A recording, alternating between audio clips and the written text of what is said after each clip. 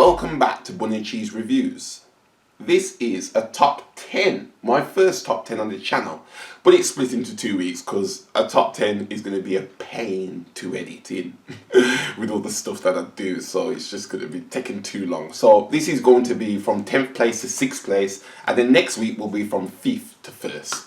That's how we're going to do it. It is my top 10 comedy films. Now, the reason why it's top 10 and not top 5 is because I realised when I was researching, I can't do a top 5. That would be injustice to a lot of films. So even the top 10 is kind of on the edge. I've had to, take some out that I don't really think deserve to come out. But let's stop all the talking and get straight into the list, I suppose. Number 10, Superbad. It's weird saying number 10. But number 10.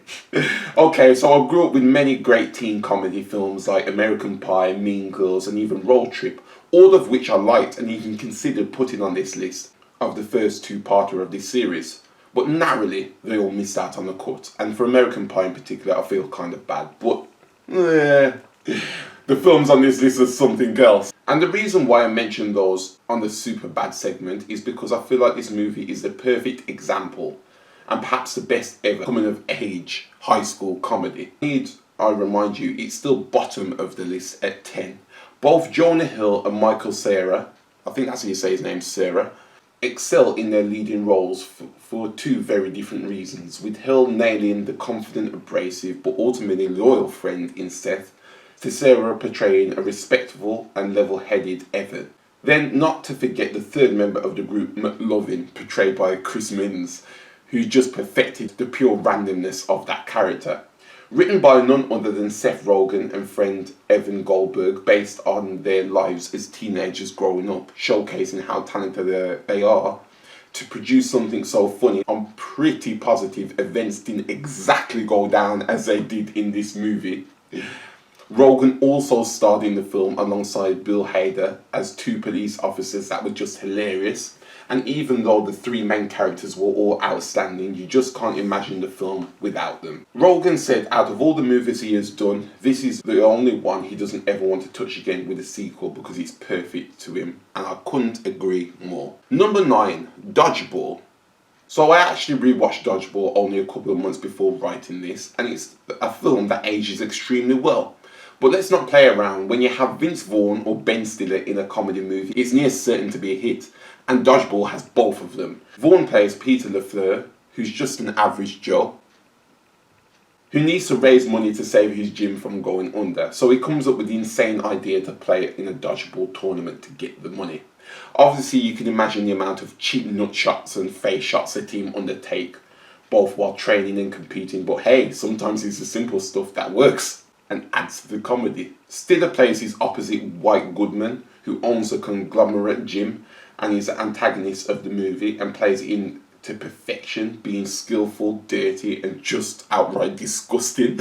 He is the main reason for the film being so funny. I always say the way the tournament ends is the most anime shit to ever come up with in writing, but again, it adds to the charm of it all. There's been talk of a sequel for a while, but nothing has come to fruition. But I'm pretty indecisive whether I'd want one or not. I'd like to think if one came out I'd give it a shot, but if one doesn't, I wouldn't cry for it. Number 8, Bruce Almighty. Growing up in the 90s, Jim Carrey was like a staple icon for comedy movies. He just has a thing for acting crazy and it working so well and being funny. And this movie is one of the many as proof of it. I feel like whether you are a religious person or not, you will enjoy the film and take it for what it is, just a good comedy film.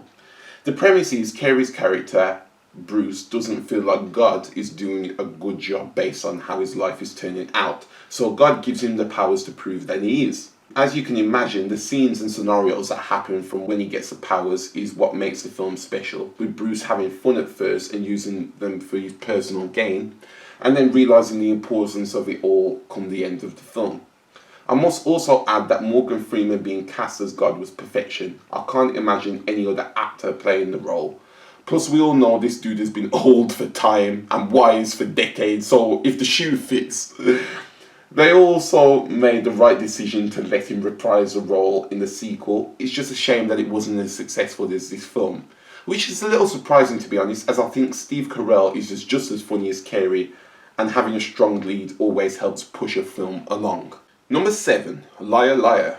So 2 Jim Carrey movies back to back, huh? Some people hate him, but I clearly don't. It's possibility that this was the first comedy movie I ever watched. Well, it was either this or Daddy Daycare that came out when I was 9. But thinking about it's going to be this, because this came out when I was 3. And it was one of my favourite and most watched films shortly after. I love the bathroom scene where Carrey literally kicks his own ass to get out of court, and the blue pen scene in the office. But that was me watching it as a child. Even though those scenes are still funny to me now, what really shines in this movie is the meaning behind it. Carey's character Fletcher is a high-shot, crooked lawyer that is good at what he does, but bad at being there for his son. And the result of missing his son's birthday party, because let's just say, for his job, is the result of his son wishing on him that he can't lie, which makes both scenes that I mentioned before redundant through his objective as he's trying to achieve by getting out of court and lying about the pen. He realises the error of his ways when he watches a mother take her crying kids away from their loving father due to his influence on her, and realises that to his own life with his son. It's a predictable happy ending, even maybe more so than every other film on this list bar Dodgeball. But the fact it's the only one as of yet to have a deep meaning makes it fairly high on this list. Number 6, Anchorman. The first Will Ferrell project on here, and boy was it a great one. He plays Ron Burgundy, a massively famous news anchor that is straight talking, obnoxious and plain sexist. As you can imagine, all of these traits of his clash with his female co-star Veronica Cornerstone, portrayed by Christina Applegate, that he sleeps with and then proceeds to announce it live on air. From that moment on, she attempts to take his role as the lead of the sitcom and getting him fired through various funny pranks to set him up. But honestly, it was the personalities of each and every all-cast member that makes this film so memorable. It's crazy that Vince Vaughn and Ben Stiller were also involved in this movie and were delegated to small roles because of the awesomeness of Ferrell, Paul Rudd, Steve Carell and David Koshina, I think that's his name, Koshina, at Maine. My favourite scene had to be where all the networks showed up for a fight and Brick brings a grenade to it. Like, if you're going to mess with a man with a grenade, you don't care about your life, I know that for sure. Oh, and the Jack Black cameo scene with the cat was hilarious too. It feels like every character had at least one funny scene throughout, and that's the beauty of an ensemble cast done right. It took 9 years after this release for them to release a sequel that I will say isn't on the second part of this list, simply because I haven't watched it yet. So, that is the end of this part 1 of my top 10 favourite comedy movies. Obviously next week you'll get your part 2 from 5th to 1st, like normal, and we'll see who cracks the list. I know, you can make a prediction down below. Instead of putting your own, you can put your own next week, make a prediction for down below with who is going to crack my top 5.